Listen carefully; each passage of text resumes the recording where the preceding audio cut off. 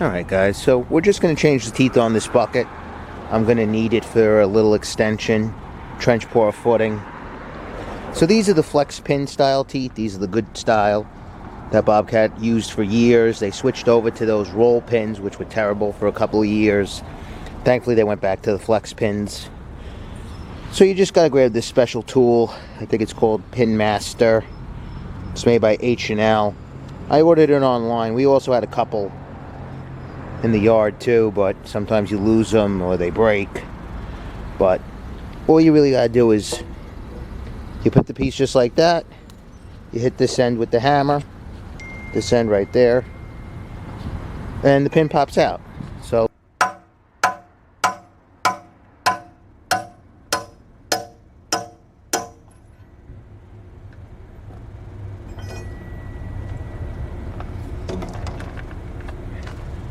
So these pins have been in there for about 10 years. So you see, sometimes you could reuse them, but a lot of times they break on you.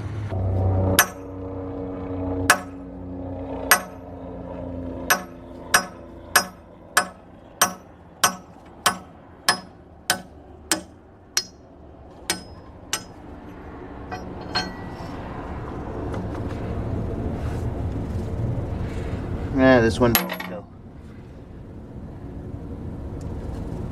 Yeah, see? So they get old, they get worn out in there. One of them is giving me a very hard time.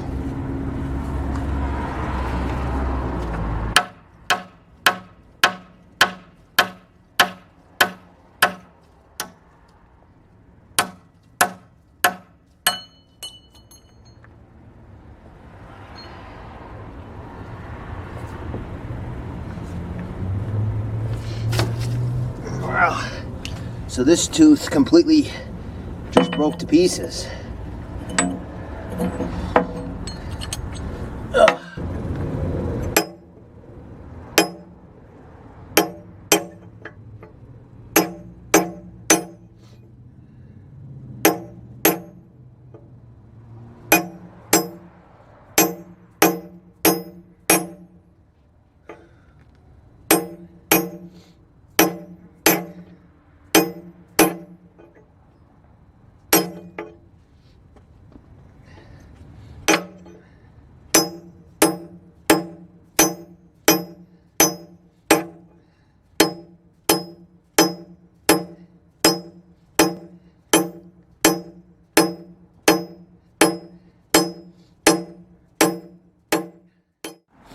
Alright, so the teeth are on.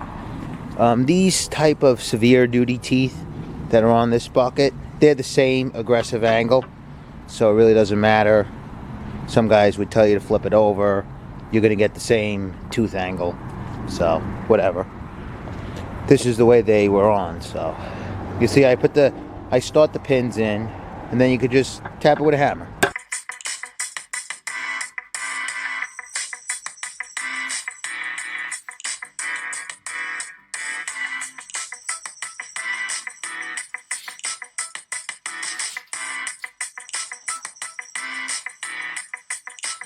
Got all this ice out of there, at least. Look at all the ice that was accumulated in the bucket. So that's never good when you have ice in the bucket like this. So it's good that this came out. And there you go. That's the end of it.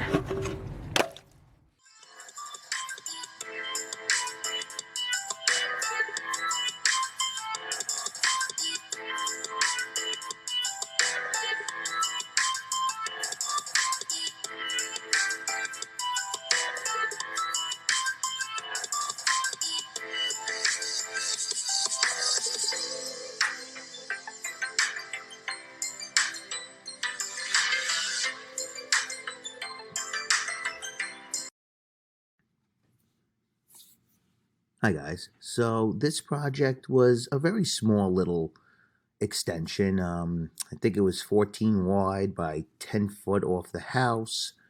As you could see, we had to do some brick removal with the patio, and I had to strip some of the top ground off. It was extremely muddy site. grass mixed with topsoil and clay, and it was just a total disaster. Pretty typical for my area during the winter time. And this job was right on the water, so it was extremely cold. So you really didn't get much sun. You had colder air temperatures than what we would experience normally, especially with the wind coming off the ocean, and it just would never dry. So unless you did this job in April or May, you wouldn't have the driest of conditions. And you could even see there's a puddle of water hanging out over there. So I had some general site work to do before I was even able to begin the work. And we did run into a problem with the neighbor's house, as you could see over there, because the neighbor did an extension before we did. And of course, you know, back in the day, everybody just did whatever on earth they wanted. So you'll see in a little bit what we had to do to fix that problem. As you know, jobs are always, you know, evolving, and you always have to make changes from original plans. So let's just check out some machine action.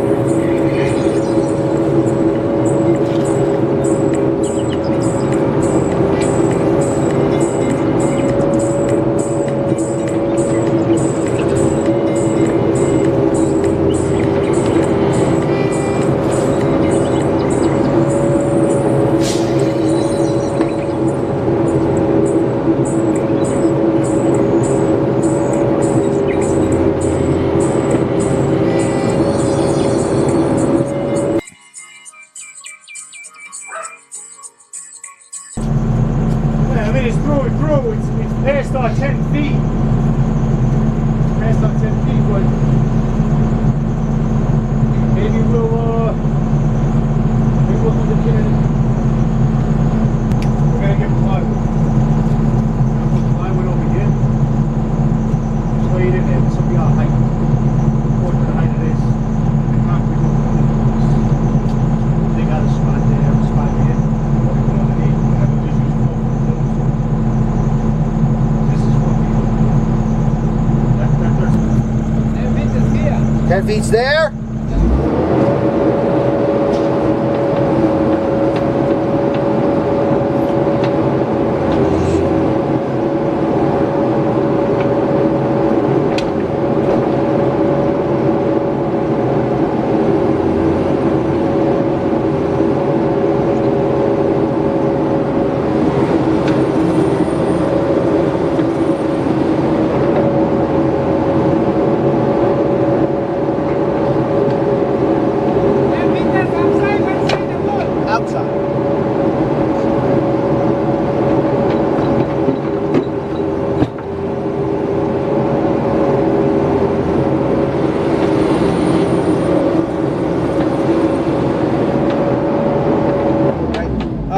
Zero, is that deep enough? Guys, is that deep enough for frost?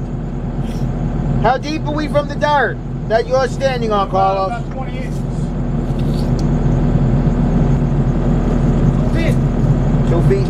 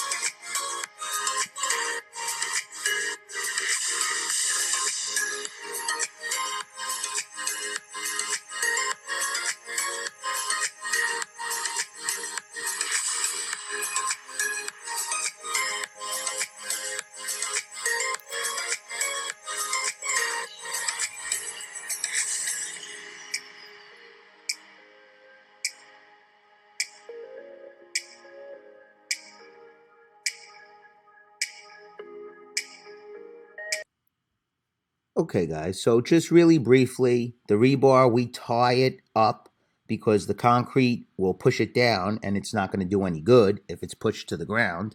We stepped up the footing where that plywood is sitting because if you were to leave that exposed overnight, the hydrostatic pressure could make that dirt shift and that wall could begin to crack or even at worst case move. So that's why we did all of that formwork there to brace that dirt and that concrete footing, and then we're just going to put the wall right on top of that footing. And as you can see, we have snap ties set to the right height of the concrete so we get a nice smooth finish. So let's take a look.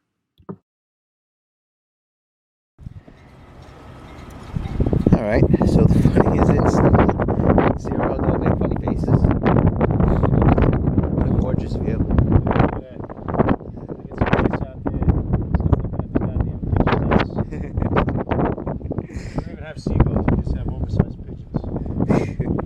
So, footing is in. We got to put the steel in on Monday. I made myself a little concrete road in my rut. This way I don't got to worry about it. Over there I'm not getting hung up. I have wood there, but over here. You might not get in over here. Nice. Get in where? Over there. Why?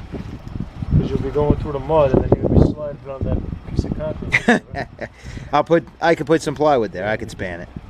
I'll put some dirt or he's got brick in the back, so.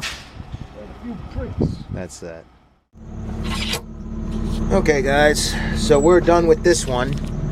I'm sorry I couldn't get any extra footage grading off the job because for whatever reason the camera is giving me a hard time. It doesn't want to open the lens and it doesn't want to focus. So this might be the last video I could shoot with this camera. I have. Look at this. Alright, so. There we go. Year and a half for this.